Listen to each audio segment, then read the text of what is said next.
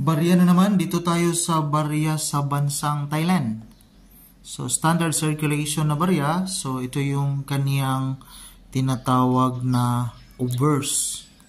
Bust of King Bhumibol Adulyadej Rama IX, mga kabarya.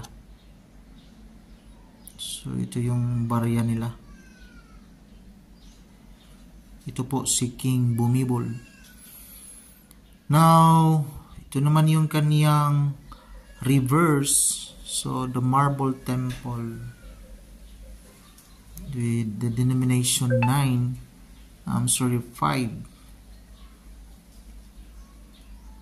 So, now, dito muna tayo sa kaniyang features. So, Thailand, yung issuer nito, standard circulation. Now, currency nila is baht. So, 5 baht po ito. Nasa 8 pesos. Dito sa atin, 0.47. Copper nickel clad copper yung kaniyang composition, mga kabarya.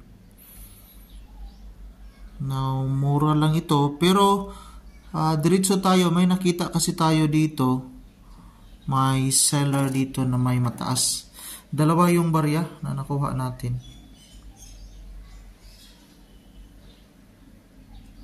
So, 5. Ito din yung isa, 5.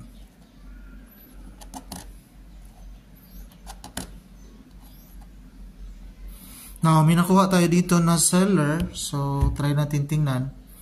Dito kay Carousel PH. So, ito yun, Carousel PH, mga kabarya. 5 baht, King Bhumibol. 3 months, nasa 1,500 yung selling value niya. Romilinak 726956, nasa 1,500 pesos. So, mataas tong binta niya, nasa 1,500, mga kabarya. Dito naman sa eBay, may nakita rin tayo dito kay eBay. Same din naman, 5 baht. Mataas rin, nasa $10 US dollars. 0.34. So, nasa 500 mahigit yung selling value niya. So, iwan ko lang kung anong may special sa kanilang barya. Pero, again, barya nila yon. So, may right sila kung magkano yung selling value. Dito sa atin, nakuha lang natin ito. This may souvenir din tayo, mga kabarya. So, mga bago pa lang na mga bago pa lang na nahilig sa pag-collect ng mga barya, unti-unti lang, at least unti-unti dadami din yung mga collection po natin, mga kabarya. Maraming salamat and God bless.